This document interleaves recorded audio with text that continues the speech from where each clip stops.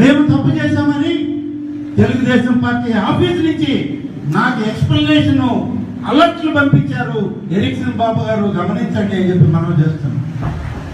Telugu Desam party కార్యకర్తను అన్యాయంగా జైల్లో పెడితే నేను స్టేషన్కి పోకూడదని అడుగుతున్నా. నేను ఆ స్టేషన్కి వెళ్ళి అతను విచారించకూడదని అడుగుతున్నా.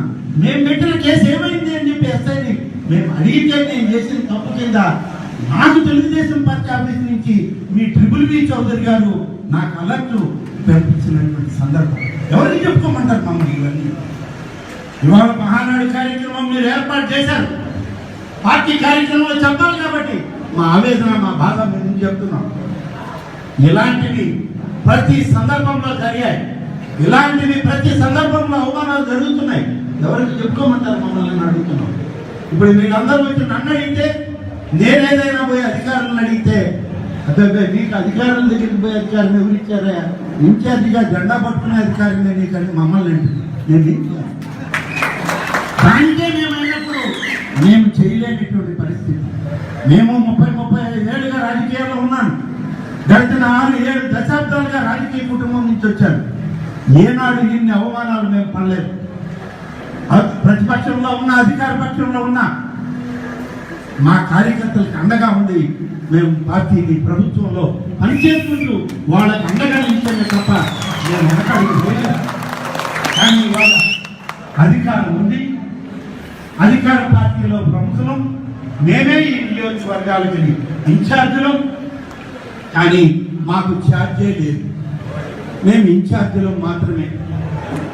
మా బ్యాటరీలన్నీ డౌన్ అయిపోయింది, ఛార్జ్ కావట్లా, చేద్దామన్నా కుదరడం లేదు. ఉన్నాం. ఎన్ని సంవత్సరాలు గడిచింది. అధికార యంత్రాంగం ఇవాళ ఆదేశాలు ఇచ్చి 23 మంది రైతుల్ని చేజర్ల పోలీస్ స్టేషన్లో పెడితే పలకరించేటువంటి దయనీయమైన పరిస్థితి. చేజర్లని మాకు అక్కడి నుంచి ఫోన్ చేశారు. కోల్రెడ్డి, చౌదరి, రత్నయ్య వీళ్ళందరూ రైతులు 23 మందిని ఎస్ఐ అరెస్ట్ చేసి లోపల పెడుతున్నాడు. మీరు మాట్లాడండి అంటే ఎస్ఐ ఫోన్ అతడు సిఐకి ఫోన్ చేస్తే పొదలకూరు సిఐ, సార్ మేమేం చేశాం, ఇది ప్రభుత్వ ఆదేశం, ప్రభుత్వ అధికారులు రిపోర్ట్ ఇచ్చారు, అరెస్ట్ చేయక తప్పదు, అరెస్ట్ చేసి వదిలిపెడితే మా ఉద్యోగాలు పోతాయి, కాబట్టి మీ మాట మేము మన్నించలేమన్నారు. డిఎస్పీ దగ్గరికి పోయాం, సమాధానం లేదు. రాత్రి బతిమాలో భంగపడో ఆ కానిస్టేబుల్ని బతిమాడుకొని రైతులు బయట ఉండి తెల్లవారు వెళ్ళారు.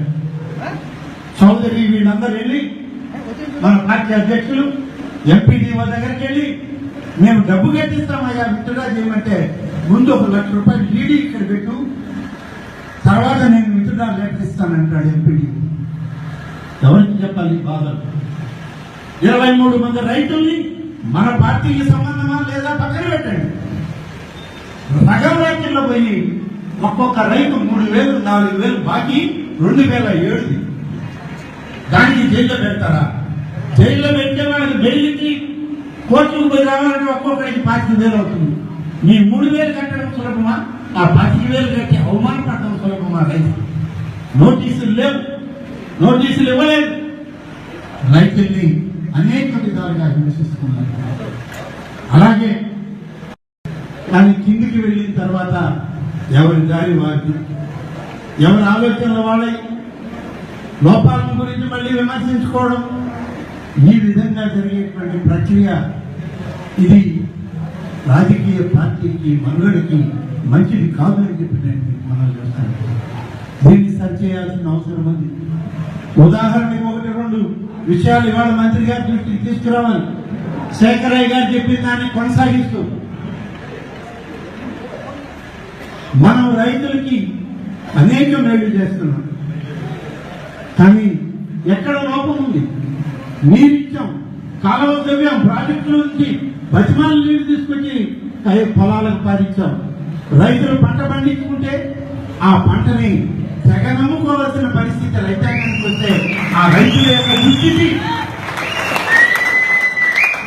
నెల్లూరు జిల్లాలో మాకున్నటువంటి ఇబ్బందికరమైన పరిస్థితి ఏంటంటే, ఈ జిల్లా నుంచే వ్యవసాయ శాఖ మంత్రి ఉండి ఈ రైతాంగం ఇవాళ ఇబ్బందులు పడుతుంటే పలకరించే దిక్కు లేని పరిస్థితుల్లో లేకుంటే ఎవరికి చెప్పుకోవాలని మన బాధలను అడుగుతున్నాం. దయచేసి మంత్రి గారు వేరే విధంగా భావించద్దు.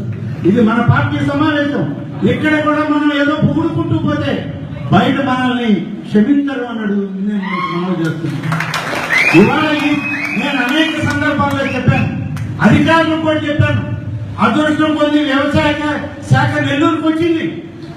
మీరు మరింటి మంచి పనులు మంత్రి గారిని అడిగి చేయించండి. రైతుల కంటే జీవోలు వచ్చినాయి అంటారు, 200 రూపాయలు పెంచామంటారు, 350 రూపాయలు ఇచ్చామంటారు.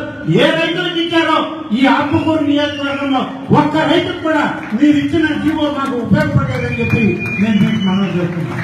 ఇవాళ ఇది రైతులు పడేటువంటి బాధ, వాళ్ళ కడుపులో ఉన్నటువంటి ఆవేదన, వాళ్ళకు ఉన్నటువంటి ఆలోచన, ఇవాళ ఎందుకు మనం ఇంకా కొనసాగుతున్నాం అనేటువంటి బాధ ఆవేదన వాళ్ళలో ఉంది. అది తిరుగుబాటు వచ్చేటువంటి రోజు వచ్చినప్పుడు మనల్ని ఎవరు క్షమించరు అని చెప్పి మనం చేస్తున్నాం. దయచేసి మీరు ఆలోచించండి. ముఖ్యమంత్రి గారు ఇవన్నీ కూడా చెప్పండి. నిన్న మొన్న చేయడం జరిగింది, చేస్తూ ఉన్నారు. ఇంకా మనం కూడా చేయమని అడుగుతూ ఉన్నాం.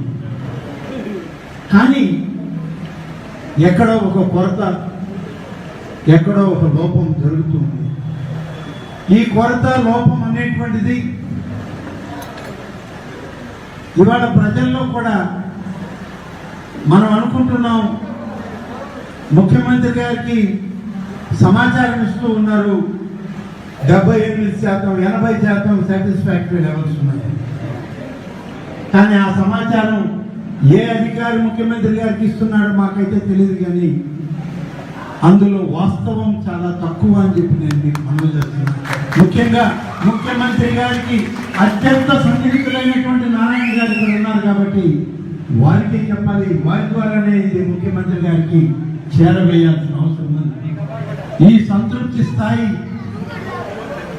ఇచ్చేటువంటి కార్యక్రమం మాత్రం అధికారుల నివేదికలు సరైనవి కావని చెప్పి మళ్ళీ ఒకసారి ముఖ్యమంత్రి గారిని 1-4 దఫాలుగా ఇంకా ఎక్కువ దాన్ని చూసేటువంటి అవకాశాలు ఉంటే పరిశీలన చేయాల్సిన అవసరం ఉంది అని చెప్పి నేను ఈ సందర్భంగా ముఖ్యమంత్రి గారికి నారాయణ గారి ద్వారా ఈ విషయాలు చెప్పాల్సిన అవసరం ఉంది.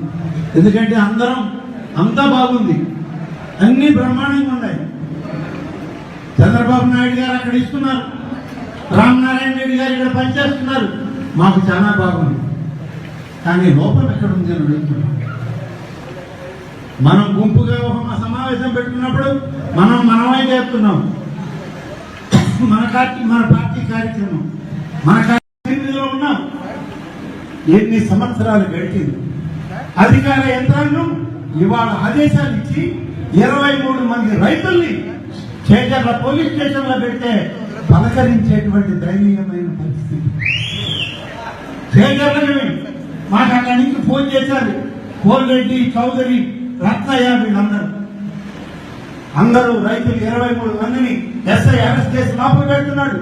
మీరు మాట్లాడండి అంటే ఎస్ఐ ఫోన్ అతడు సిఐకి ఫోన్ చేస్తే పొదలపూర్ సిఐ, సార్ మేమేం చేశాం, ఇది ప్రభుత్వ ఆదేశం, ప్రభుత్వ అధికారులు రిపోర్ట్ ఇచ్చారు, అరెస్ట్ చేయక తప్పదు, అరెస్ట్ చేసి వదిలిపెడితే మా ఉద్యోగాలు పోతాయి, కాబట్టి మీ మాట మేము మళ్లించలేమన్నారు. డిఎస్పీ దగ్గరికి పోయాం, సమాధానం లేదు. రాత్రి బతిమాలో భంగపడో ఆ కానిస్టేబుల్ని బతిమాడుకొని రైతులు బయట ఉండి తెల్లవారు వెళ్ళారు. చౌదరి వీళ్ళందరూ వెళ్ళి మన పార్టీ అధ్యక్షులు ఎంపీడీఓ దగ్గరికి వెళ్ళి మేము డబ్బు కట్టిస్తామయ్యా విత్డ్రా చేయమంటే ముందు 1 లక్ష రూపాయలు ఈడీ ఇక్కడ పెట్టు, తర్వాత నేను విత్డ్రా కట్టిస్తానంటాడు ఎంపీడీ. ఎవరికి చెప్పాలి బాధలు? 23 మంది రైతుల్ని మన పార్టీకి సంబంధమా లేదా పక్కన పెట్టండి. సగం రైతుల్లో పోయి ఒక్కొక్క రైతు 3,000, 4,000 బాకీ 2007 దానికి జైల్లో పెడతారా? జైల్లో పెట్టే వాళ్ళకి బెయిల్కి కోర్టుకు పోయి రావాలంటే ఒక్కొక్కడికి 25,000 అవుతుంది. మీ 3,000 కట్టడం సులభమా? ఆ 25,000 కట్టి అవమానపడటం సులభమా? రైతు నోటీసులు లేవు, నోటీసులు ఇవ్వలేదు.